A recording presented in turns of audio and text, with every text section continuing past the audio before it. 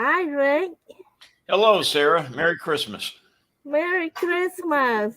Thank you for coming on during this busy time of the year. I know everybody goes shopping and all that they need to do to prepare for the holiday.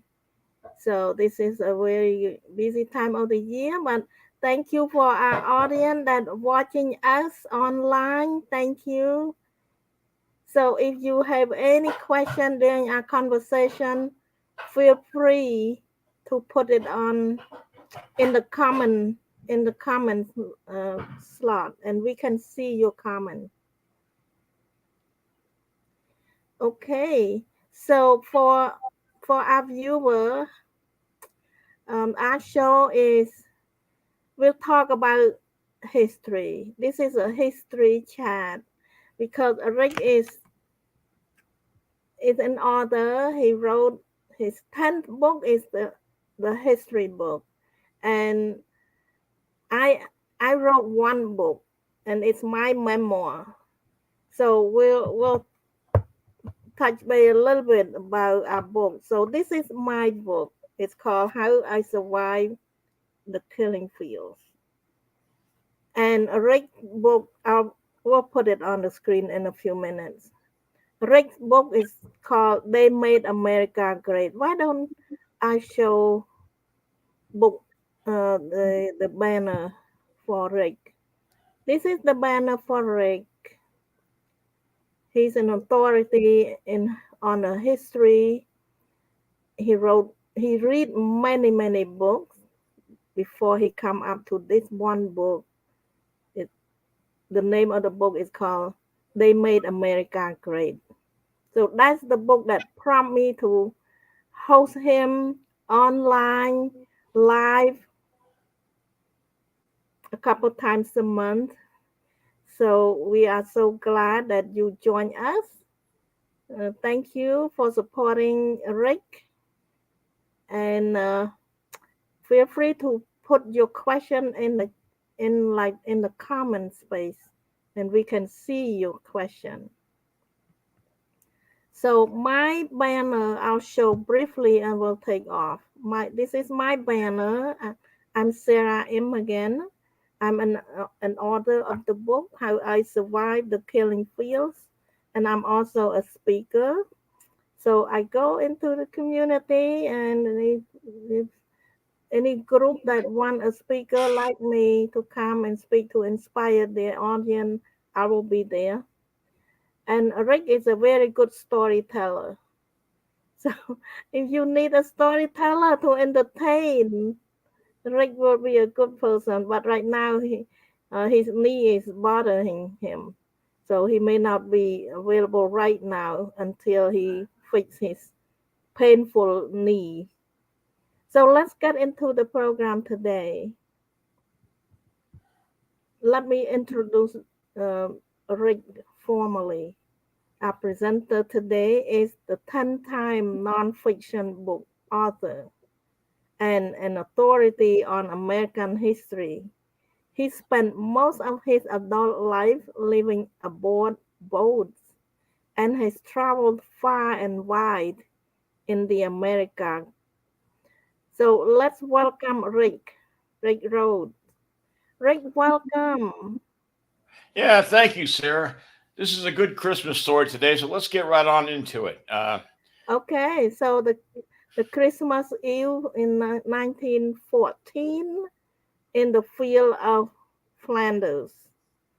And the title for the talk today is Could It Ever Happen Again?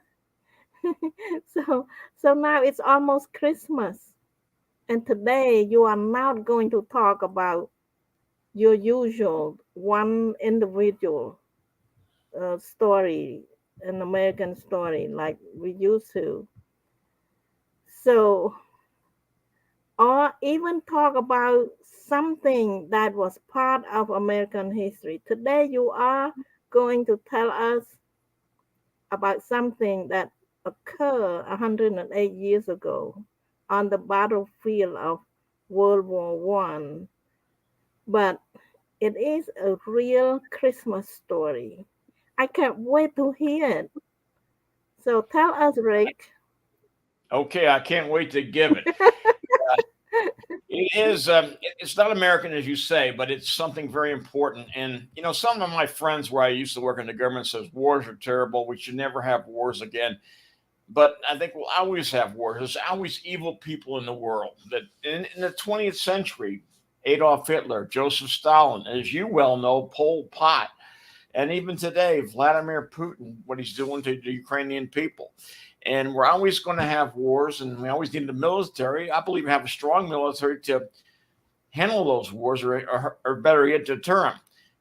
2,400 years ago, the Greek philosopher Plato said, there'll always be war. And once a dictator disposes of his enemy, he's got to create another situation where people require him to run another war. And since there'll always be a nasty dictator somewhere, case in point, Vladimir Putin, who'll demand another war. And just over 100 years ago, World War One started in 1914 and was over on the 11th day of the 11th month of 1918. It was the war to end all wars, but it did anything but that. As World War One was ending, it was fertile ground for the beginning of World War II, which would have 3 times as many casualties. In June of 1914, Archduke Ferdinand and were assassinated by a Serbian. Nothing happened for about a month. In Serbia, then Austria, he was Austria-Hungarian. The Austria-Hungary declared war on Serbia for the assassination. Russia was an ally of Serbia, and it was pulled in. Germany was an ally of Austria-Hungary, and it declared war on Russia. France was pro-Russian, and then Germany attacked France, and when they did that, they went to Belgium. And before long, Britain was an ally of Belgium, and it had to fight the German soldiers in the trenches of Belgium. And this was happening in December of 1914. They were facing off in an area that was very industrial at one time, oh gosh, 1,000 years ago, called Flanders, southern France and most of Belgium. It was a war of barbed wire, huge tanks, machine gun, trench warfare, chemical weapons, and the airplane. The airplane was only around for about 10 years before World War One, and it was a very successful weapon of war. The everyday soldiers had to live in trenches early in that war, and the trenches were sometimes 30 yards from the enemy, sometimes 100 yards, but they were still pretty close. They were like the smallest ones being 3 feet tall, 3 feet wide, and they were in mud up to their knees. If you ever saw the movie 1917, which was out about a couple of years ago, it talked about those trenches and how nasty they were, and they were very nasty. The soldiers had to eat, sleep, defecate, do everything in those nasty trenches, and they were full of mud all the time. They were not very nice places. By December of 1914, the war had been going on for 5 months, and the soldiers were, it was basically no man's. There's land between the two trenches, was what's called no man's land, and the front line remained unchanged. And it was Christmas Eve, 1914, the first year of the war, and the soldiers thought this is enough. I've had it, so they started singing their respective songs. The British were singing "While Shepherds Wait" plus other songs that were while they watched. That was their favorite song, and the Germans had the Christmas tree as a large part of their heritage, and they sang "O Tannenbaum" about a Christmas tree, as well as "Still Not," which also today we know as "Silent Night." That was originally a German song. They lit candles in the cold, mucky trenches, and they could hear the songs of the other side across no man's land. And the Germans also put up Christmas trees on their parapets. You could see a parapets in a high spot in the trenches where they could kind of look out and see what's going on. And many Germans, which is unusual today, could speak English. Almost a very high percentage of them could, and a few Brits could speak German. Most of the Germans a lot of Germans, I don't know most of them, probably 50% of them could speak English. So they understood what was going on.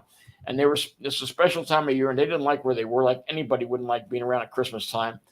And earlier on Christmas Eve day, the scouts occasionally went out ahead of no man's land in the trenches to basically pull any dead people or anything out. And it was pretty much respected. You wouldn't shoot them.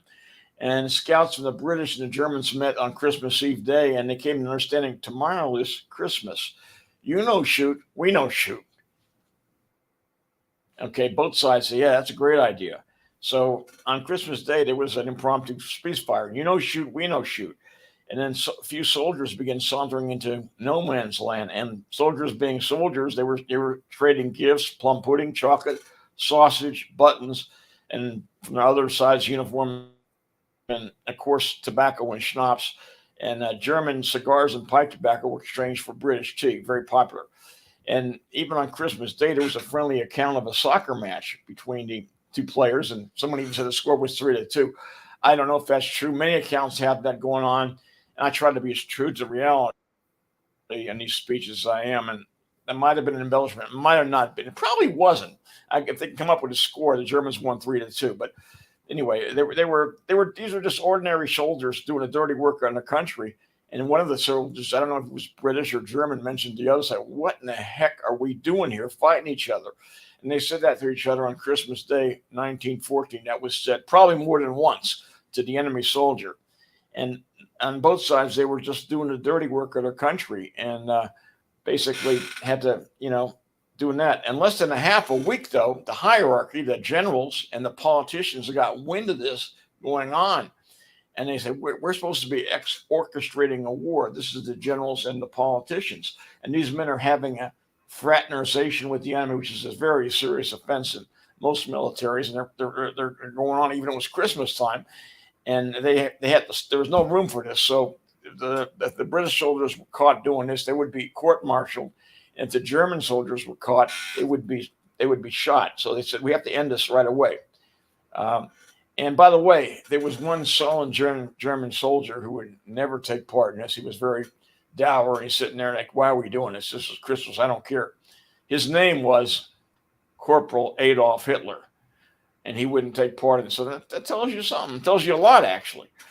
So the spontaneous Christmas of Christmas of 1914 was over in about half a week, and the war continued for 4 more years, and at least 15 million more people died. Most of the men involved in a Christmas truce on both sides did not live to see the end of the war. They were later killed in the next 4 years, but a few of them lived to tell the story. So why did this thing happen at Christmas time? Oh, let me digress a bit. Just late December is an interesting time on the calendar, very interesting time. Who hasn't been listening to Christmas songs on the radio? I mean, we all, here at my place, they got them going all the time. And there's movies. I mean, I'm guilty of it, if you want to call it guilty of it. Like Wonderful Life and a few others. Like Wonderful Life is about a distraught young idealistic man about ready to take his life, and he's saved by a ham-fisted angel. A great story. And then one of my favorites, A Christmas Carol, was written 180 years ago by Charles Dickens about a man on Christmas Eve who's a miserly old man visited by 4 ghosts, his partner and 3 ghosts of Christmas past, present, and future. And he's, scared and changing his ways. And he does. And it's a great story. It was written during the British Industrial Revolution, and it's still very relevant today. And the other one is A Miracle on, many others too, A Miracle on 34th Street, about a little girl who's very skeptical. And she basically gets in the Christmas spirit. And it's a great story. I won't get into it. Could these stories have had any other punch any other time of year besides Christmas time? Definitely not. Some of my less believing friends say, well, there's a lot of ancient cultures where there's a virgin birth on the summer solstice and, all kinds of things like that. And yeah, okay. So there had them and Savior, the King, and all that, and the virgin birth around the winter solstice, excuse me. And then there's the story of the 3 kings from likely Persia. They were wise men who were looking at the skies for signs. And basically, they saw this star in the east, which probably, to this day, astronomers think it was probably Regulus, a star Regulus, with Jupiter and Venus right on top of it, 3 heavenly bodies. And the planets, as you might know, do not follow a particular path across the sky, but it could conceivably wander where Regulus, Jupiter, and Venus are right on top of each other, looking at some very bright thing. And the wise men saw this, and they saw there was probably they knew something was cooking. So they made a trip there with their gifts of frankincense, myrrh, and gold across. And, they saw Herod and all that stuff. And it's probably they saw Jesus or the baby born in the manger 6, 8 months later.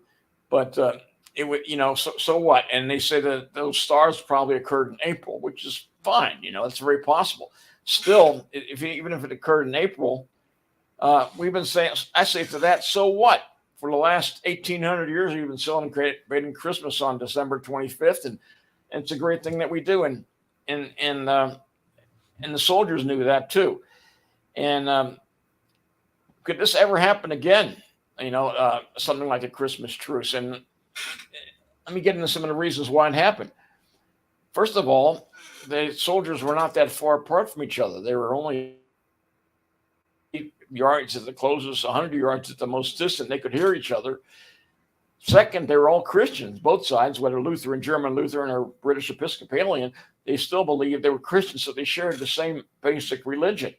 And they were veterans too. This is a big one too. They were both veterans of war.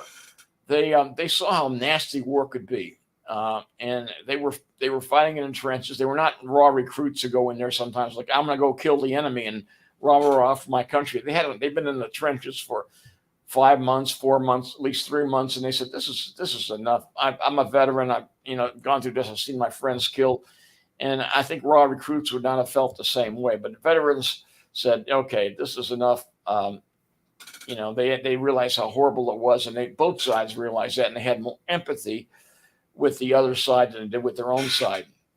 And then I think the authors, Charles Dickens, with Christmas Carol and the other guys got it right, saying that Christmas is a special time of year, especially if you're a Christian persuasion. Christmas, is a special time of year, especially if you're of the Christian persuasion. And Dickens got that, and the soldiers in the field got that, and they realized that this is why are we fighting each other, and this is why are we killing each other, trying to kill each other. Let's at least have a truce, even though it was not done by the officials this time of day of Christmas. And in closing, I'd like to say thank you, soldiers from Britain and Germany, for doing that. For one day of the year, you made the American human beings feel like they were something more than the beasts of the fields, and it's a wonderful thing you did. It's a story that, although many of them say didn't live to see the end of World War II, a few of them did, and told the wonderful story of the Christmas truce in 1914, which is a great Christmas story. And if nobody doesn't know about it, should know about it by now. And it couldn't happen without certain variables ever happening. And it's a great story, and it's a great story to tell at Christmas time. Okay, thank you, Sarah. Thank you, Rick. That's very, very interesting. So, what made you think that the Christmas truce of 1914 is so special? Well, it took the most cruel circumstance, soldiers fighting and killing each other in nasty circumstances in trenches, and they strove for something better than that. They missed their families, of course. And it was Christmas time, and like all human beings who don't want to be living in the trench at a special time of year for Christian religion, it's Christmas, and that made it a special time. And it didn't happen in World War II, and it didn't happen, it doesn't happen that often, but it happened, and it's a great story that should be told for the ages, as far as I'm concerned. Mm. Do you think something like this could ever happen again? That's a great question. What contributed to it besides the spontaneity of the event? The Germans mostly understood English, so they had almost a common language. They could understand another person's language. Today, make America great, build a wall, close us up. That doesn't do that. You're not going to have empathy a little bit for the other side. They were close to each other, 30 to 100 yards apart, so they could hear each other. They knew each other. They shared a miserable condition. And they were close, they understood, and they shared the same religion. And I think the world is, whether we want it to or not, is becoming more integrated across religions and channels. And, we got the airplanes today making travel and trade very possible. And that's good. That's good as people connect and people have business connections with each other. They understand each other a little bit, and that's always a good thing. So, as long as we don't isolate ourselves as a country, or we do certain minor things that are very isolation, if we don't do that, if we basically open ourselves up, like I was a Peace Corps volunteer in South America, And yeah, I messed up my knees and a few other things that, but I think, well, what an experience. I understood how very poor people in a third world country thought and behaved. And I think more people should do something like that. It does open you up and makes you feel like, we're not in this world alone. It's not just us and the heck with everybody else. I see the news about the people on the border and I feel for them. I really do. And, so I don't believe in open borders at all, but I think we have to, if we don't want it or not, it's a fact that we are a global community, and things like global warming and elsewhere should be addressed globally. And I think as long as we stay plugged into what's happening in the rest of the world, yeah, it possibly could happen again. But we can't sit there and say, I know you got to learn English, the heck, whatever. I don't have to learn Spanish or anything else. I think that's not a healthy attitude for something like that ever happen again. So the answer is, your answer to that question is, yeah, I do. If we stay in the global community, if we don't sit there and say, I'm American, America's, what's the word they often use, but we don't have that. It's if we have that, that's not good. That's not healthy for international relationships in any way. American exceptionalism, I don't buy that, and I think that's not a very good thing to have. And if we're plugged into the global community, first of all, we won't want wars to begin with, and we put a crush on a guy like Vladimir Putin when the world, as they're rightfully doing, saying, you're a pariah. We don't want this, and even as people are going to eventually get the message, God willing, and that won't happen again. So, as we stay plugged into the world, I think that's very important, and that will possibly, that stuff won't need to happen. If it does, we understand each other better, and business is a way of understanding people. So, answer your question is, if variables come through, yes, I think it could possibly happen again. Great. Okay. Great story. Thank you, Rick. Thank you. Yeah. Thank you so much for sharing that. And I have a picture. Oh, I forgot about the picture. Let me look for the picture. Yeah, courtesy of Smithsonian Magazine, December 2011. Yes. I just want to show one picture. That's it.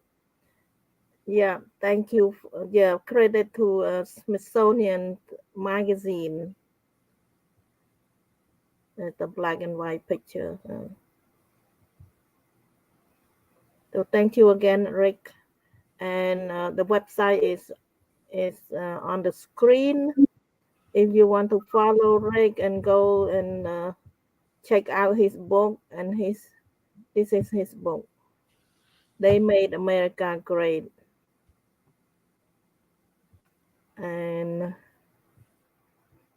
here is my book, How I Survived the Killing Fields. And yep. So we appreciate your support and thank you so much for joining us. And our next talk will be next year. Next year, yeah. It'll be, I guess it'll be January 7th. No, that's not January 7th. January 4th. January 4th. Yeah, I'll probably talk about Clara Barton then. Yeah, that will be next year. Yeah. Yeah, January 4th will be our next talk. But I might surprise you. I might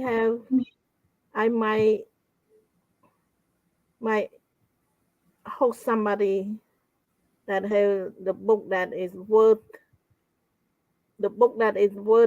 to be featured here live. So,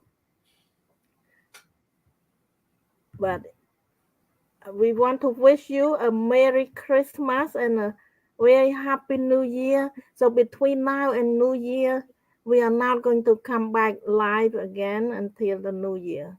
So take care and enjoy the holiday and Merry Christmas again.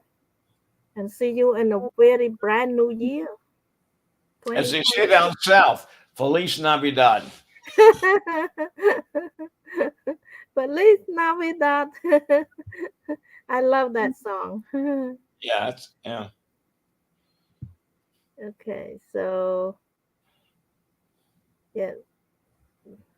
So Suzanne had said Merry Christmas, and then another viewer, which I cannot tell who that is. She said, "Thank you, Rick." So anyway, well, thank you everybody for your support, and come back again at our next live show. Have a Merry Christmas. Merry Christmas. Bye.